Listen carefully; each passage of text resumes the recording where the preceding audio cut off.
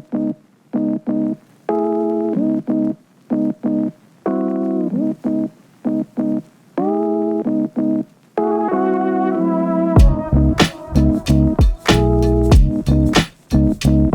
I'm attorney Tracy Stallworth. I'm here with Sonya with Carter Realty Group. We are introducing a new drink for cocktails, conversations, and contracts. And I'm sure I messed that up, but it is what it is. And so this is the Black Manhattan. It is made of bourbon and it is delicious. To me, I love bourbon. However, Sonya may not like it. So I'll get started. The first part is 2 parts bourbon. Sonya, do you like this drink? Yes, this drink is awesome. She's lying. Totally lying. Sonya does not like my drink. Totally fine. It's dark liquor. I like old fashions. If you like an old fashioned, then you'll like this drink. Somebody told us that it tastes like cinnamon. Which then when they said it, I thought, oh, it does taste like cinnamon. But that's okay though. I'm still gonna love it anyway. You're gonna do 2 parts this, 2 parts of Verna, and then you're gonna do 1 part bitters, then 1 part orange bitters. I usually put in a little bit of the juice from the cherry because it's sweet, and I like sweet, a little sweet, not a lot sweet. I kind of like my stuff a little dry. I throw this in there. That's a cherry, just so you know, and shake it up. So what are we talking about today, Sonya? So we're talking about real estate when a loved one has passed. It's not really a good subject to talk about, but it's a business and it's necessary. Honestly, it's all about estate planning and business, really. The business of afterlife, right? I'm going to pour a little in here for me. Actually, Sonya really don't like my drink. She says she likes it, so we're going to make her drink it. But she really don't like it. It's a burn drink. It burns going down. It's a dark liquor. I'm a light liquor person. But because it's Tracy, I'm going to toast with her and I'm going to drink this drink with her. Hi, I'm Carter with Carter Realty Group. I'm super excited about today's show, today's episode. We are going to be having our special guest today, which Sonya Douglas, first, a broker Sonya Douglas. She's actually been a realtor for 17 years. She has a ton of experience regarding estate and estate planning and selling real estate. Also, today we have broker Jessica Braggs. She's been licensed for 5 years. She's licensed in Illinois and in Tennessee. She also has a very extensive knowledge about estate sales and real estate. Super excited about that. We also have today on the show attorney Tracy Stallworth with Stallworth Law. And she is expert in estate planning and real estate law. So I appreciate you for coming today. Thank you so much. And we have a super special guest, Tisha Jones, who is going to be talking to us about death in real estate and an issue that she has come across. And I'm super excited today to talk about death. I mean, I guess I shouldn't be excited to talk about death, but I am excited to talk about how to handle it. Yeah, how to handle that. We get a ton of phone calls here where people don't really know what the next steps are. Mm-hmm. So I'm so glad that you had an idea, Sonya, to talk about the business of death in real estate. So take it away. So as Carmen said, death is a business.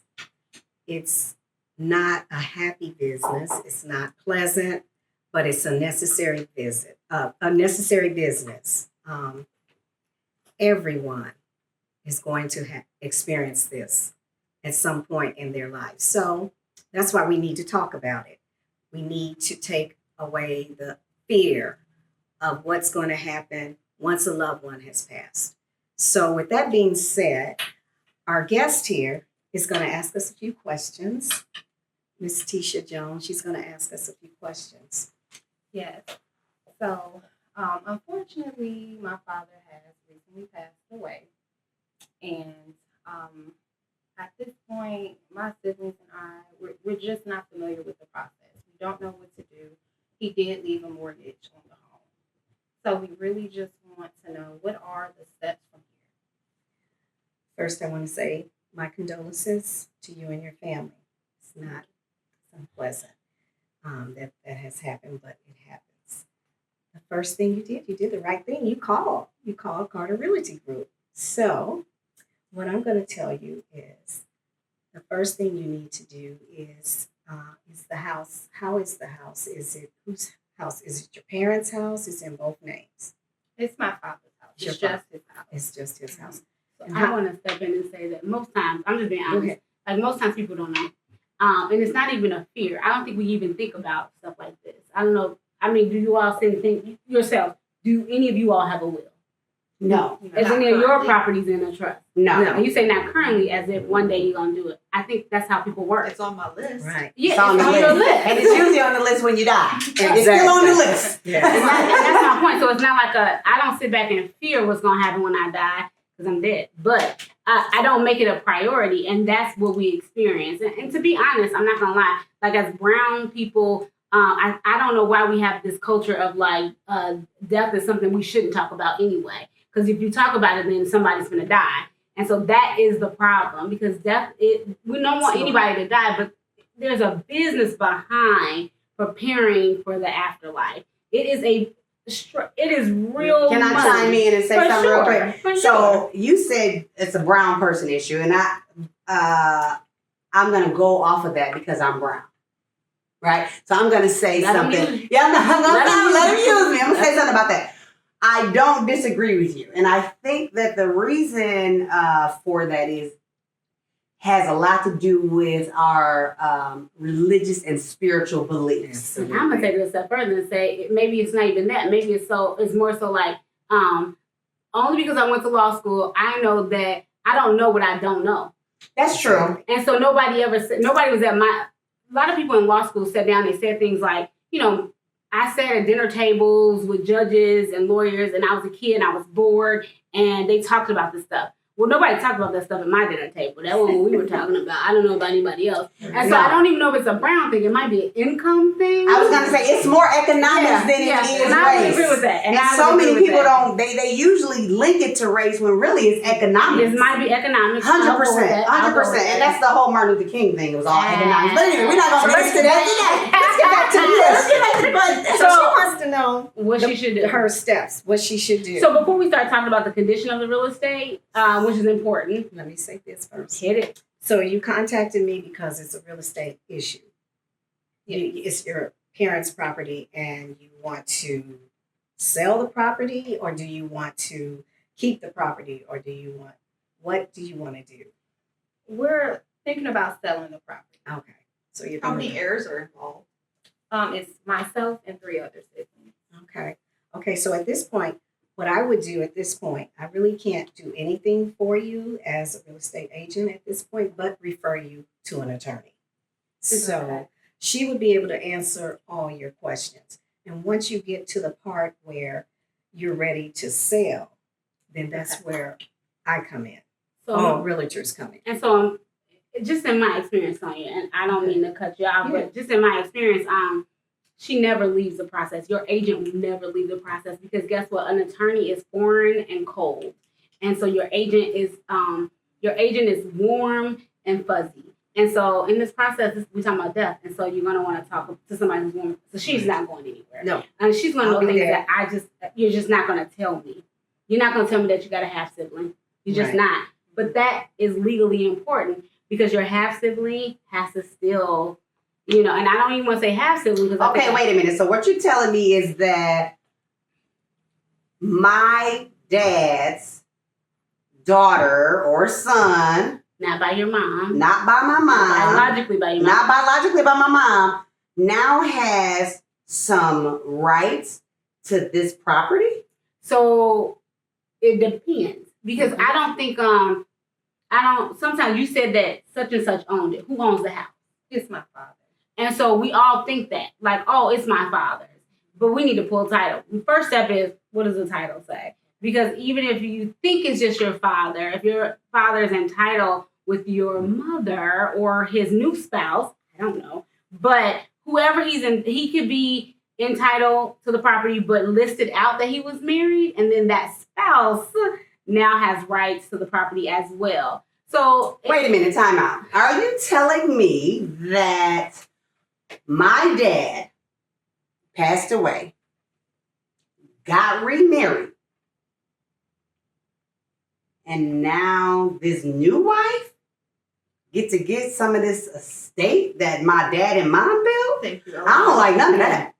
Well, you may not like it, but it is what it is. I don't like none of that. You might not. Then but you should vote. You should. And I don't even know if I'm going to help you at this point No. because most of the stuff is case law. And so, and again, the states have a right to decide these things. And if you have a will, of course, a will is great, but a will is not final. A will has to be probated. So anybody who's running around and saying that I did a will, I'm good, you're not. Your family will still have to probate. And what probate means is someone has to go to court to make a judge put into play what I said I wanted to happen when I passed. That's how a will works. But if you put things in trust, then you can avoid going to court to have the judge say what the paper says, essentially. So Right. going off of what you said, Tracy, if it's in probate court and there's essentially three heirs involved, how I always explain it is it's like a jury. It's just a jury of three. Everybody needs to come to a unanimous decision on all of these things and have the court agree on it. Absolutely. Are you talking about with the heirs? Yes. Yeah. Can So, you do that? So, one, we're three heirs, right? Right. And we are not a jury. No. What we are people. I'm just using that as an Exactly. example. So the for judge is going public to decide opinion. what to do. And so if we are in agreement, hey sisters, can we be in agreement? No. But if we're I not, don't then we wanna got sell some that problems. So house. now the will is contested. If the will is I don't wanna contested, sell that then house. she It's wants contested. she contesting it. Or let's say she does want to sell, but she wants a bigger cut because she paid all the property taxes and she kept the upkeep, and now we got issues. So there's several ways that you all can handle this. You all need an agreement of the parties. Well, first of all, I'm not giving my half sibling anything. I've heard that, and it's awful. And so that's why I tell people when it comes to me, I always go back to the real estate agent, which is why I said she's always important, or he, of course. And they're important because like they're gonna check the temperature. And so when I come back like, hey, somebody said something. So like I think Sonya and I have had a lot of real estate, a lot of estate files with, and, with a lot of heirs. I think one of the ones we had was like 9. And it got really bad because it was 9 heirs. And then one of the siblings was, so she was entitled with her parents. So how it works is you, whoever's entitled in actual title, I own this property with my mom. I own it with my dad, whoever. So I own, if I'm entitled as joint tenants, then with rights of survivorship, I get the whole thing, right? But if I'm entitled in common, then that means that I get half, and then my dad and his or my parent and their heirs get half. So I think in our scenario, the one sister was entitled with her dad, and then dad had like 8 kids. And so that means that one sister, she still got her half, but then she's still a sister. She's still an heir. She got a part of the 8th. Yeah, but she got a part. And so it just got really, when they started. And the other siblings some probably of the were like, well, heirs- why is she getting more Yep, money than for us? Sure. And for she said, well, I'm sure. on the title. And they said, but you were only on title because we were trying to help you protect dad so he could write his checks out, do his stuff, And do then his business. then I Now had- all of a sudden you getting all the money. This is weird. And Right, so and- some of the siblings were deceased as well. Oh. Yes. So now you have Yes. heirs. Yeah, Mhm. and that gets even more complicated. So if you have a sibling who's deceased, then they don't get counted out. If they have heirs, then then their part, their 1/8 goes split between their heirs with however many they. So sometimes it could be split up against 50 people. We don't even know it. right, and so while But you're can here, all that be eliminated by just doing a will? nope. No. That's the issue. The will cannot do it, right? No, if you use a will, title companies are in the state of Illinois, because I don't know where you all are watching it. And so in the state of Illinois, if the property is in Illinois, then a will has to be probated. So the title company is not going to go based on the will. But what the title company will do is if there's an agreement of the heirs, all heirs have to sign. All heirs. And what document is that called? And that's where my It's jury on- comment so- came in. And that's all heirs sign the All warranty heirs deed. sign is Hold on, one more step Go ahead. that I don't want to forget. okay. All heirs have to be over the age of 18. If you're not over the age of 18, That's my you question. are not legal. And so therefore, if there's anybody, even with a will, if there's anybody who's not over the age of 18, we're going to probate because None of you all can make decisions for the person who's under the age of 18. The courts will appoint a guardian ad litem in order to make sure that child, their interest is represented, and you all aren't trying to take their cut. Or trying to do things that would not benefit them in the long run. So can you explain the difference for people who may not understand the difference between putting a house in a will and putting a house in a trust? And which do you recommend? Okay, so this Manhattan is kicking in, but here we go. Appreciate cheers. I might say some of yours. So again, if I have a will is not like taking like, ooh, this is it, we're gonna run with it. Unless there's agreement. If everybody's like, oh, we all agree upon the will and there's nobody under the age of 18, then we can run with the will and say, well, this is what dad wanted if we all agreed, or mom wanted if we all agreed. But if we don't all agree and there's somebody under the age of 18, we got to probate the will. We have to go to court and the judge makes the decision, right? So what do I recommend? Honestly, it just depends on the fact pattern. But what's the trust?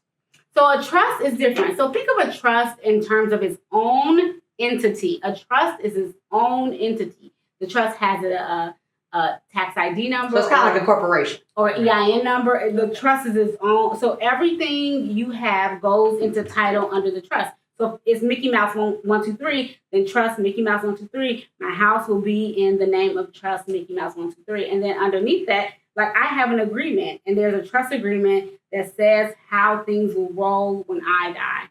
And this is who will get what. And then that avoids going to. So let me tell you where I had an issue at. Why have we been taught that a will is the way?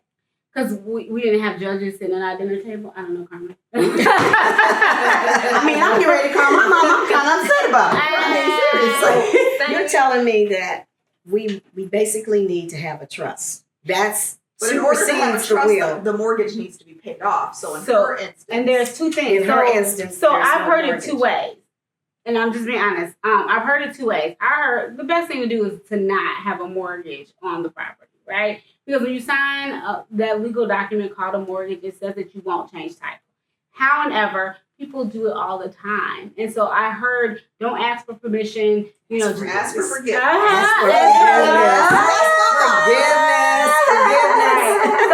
So you just put it in trust, and then if your lender comes back, talking stuff, then do what you got to do. But there is a notice document that you could send to tell your lender, like, hey, I'm putting this into trust, but the only person who benefits while I'm alive is me, and so therefore I haven't really changed our agreement. I still agree to pay you your money plus interest. And typically, like you say, they won't ever come knocking at your door for anything different unless you stop making payments. Right. Typically they don't, but I can't guarantee that. No, don't. I ain't guaranteeing anything. Well, of course not, because the document says that they can call the mortgage due and payable immediately if they see a change in title, for sure. Yeah. But the likelihood that they can come knocking at your door is unlikely unless you haven't paid, which gets us into the next topic of after somebody dies. Should she keep paying? Should Tisha keep paying the mortgage or what? Should she stop? Tell me what Tisha should be doing with her and her family. Technically, the mortgage is It's not hers. The mortgage is not in her name. Yeah, so I'm not going to tell her to pay the mortgage. You're not, okay. And especially if But Tisha then won't is, a lien be on that property? they will The lien's not. always on the property. The lien's always on the property. So you pay There also could be a lien attached to the property from the medical bills. Ooh, talk about that, So, Sonya. yeah. Why? Wait a minute. How can they lien Well, Tisha's dad's property with those medical bills? Because the hospital came in, they wanted to get their money, and they put a lien on the house because the parents didn't pay the medical bill because they were ill. The kids didn't pay it. They didn't know about it. They just kept taking them to the hospital and bringing them home, and they're racking up medical bills. And the children just don't know that these medical bills are out there, and the hospital wants their money. So in order, There's two ways to handle that too. okay, So if the hospital was smart enough to put a lien against the property, then when the attorney runs title, it'll come up. Yep, and I can't be like, hey, here's your 1/4, 1/3. I think you said 3 siblings, right? Here's your 1/3. I'm going to pay all bills. So that means I'm going to pay the hospital bills because I have to ask them for a payoff. No different than I have to ask the mortgage company for a payoff, and they will be paid. But you're gonna with the title companies, you're gonna sign an affidavit, and that one of you all will sign an affidavit, and that affidavit is gonna ask you, are there any outstanding bills that the estate has to pay? And you being honest, you need to say on there that we didn't pay the hospital bill, we didn't pay Capital One or Citibank. All that stuff has to be included. So what in you're there. saying is, because a lot of the public may think, well, the bills aren't in my name, so I don't need to pay them. That's my daddy's bills. I don't need to worry about it. Right. So in a synopsis form, what you're saying is, even if the parent does pass away, we still need to make an effort to pay those bills, because essentially they could put a lien on the property on top of the lien of the mortgage, and the heirs ain't getting nothing back if that's the case. Because then we get medical bills, we're getting credit card bills, we're getting work done to the house, we're getting all these liens that could possibly be put on the property because the children or the heirs decided not to pay those bills. It's my legal head or my real head. So- I'm like Tasha Mack in here. Like, this is my real First your legal hat, but tell me kids later. can't girl. pay the head. Let me ask you, are you able to pay those bills? Well, at this point, I'm not sure. No, And she so- shouldn't pay the bills Yeah. anyway. Okay. So, one, when you are deceased, you can't own anything. Dead people don't own, and so it goes to the estate, right? And so therefore you're not responsible for the estate, right? The right thing to do, the legal thing to do, is to pay all debt that the estate has, which is what your parent or whoever is deceased. Heaven forbid we have to bury a sibling. Whoever the estate is, you should pay their bills, even if it has that entity has not put a lien against the property to say you need to pay me. You still should pay them if you're getting the invoice at the house or houses, right? So that is. I don't know if I'm gonna tell my sister that same thing, So, but I have okay. a question. I'll pay a mortgage. I don't know How about a credit long- card bill. 100%. How long does Just the saying. probate stay valid before all the liens can be paid? So let's say I put the house up for sale, for Tisha, and it's in probate. Will she automatically get her money at closing because it's in probate? It's been probated. Is the probate done or not? I'm sorry. Right. No. It's not complete? No. Right. It's So still active. if the probate is not done, then that Then means you're not going to get your money. not that, but if a judge hasn't finalized probate, then that means that there's outstanding issues that he wants, or she, come on, judge, that they want to oversee. Mhm. And so that might mean that they want to have the ability to dictate where the money goes because the money is in dispute. So is there a process, like a time frame?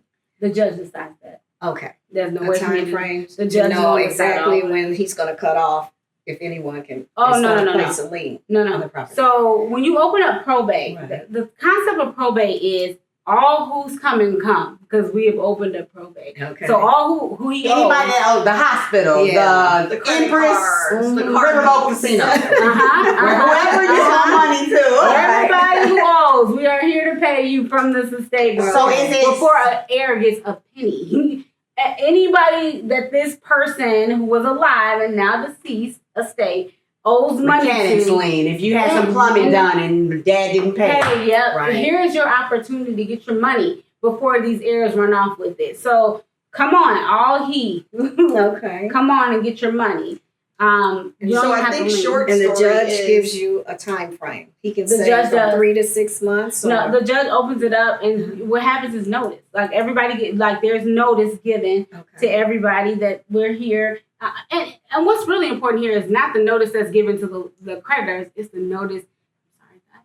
It's the notice given to the heirs because we want to believe that I believe that people are good and honest people, but nowadays there are other children who need an opportunity to express their interest in mom and dad's estate. And Oh, so, absolutely. And some people do try to cut the half sibling out. And I and hate that's Like why you, you- Carmen, you ain't paying your half sibling. I'm saying in her situation, you need to pay your half sibling. Yeah. No, don't do that. but it comes to Carmen might feel like that. But another sibling might not. And that's what I had. That is what I had. I had one sibling saying, "No, she is not half, and please don't refer to my sibling as a half. My sibling is a sibling."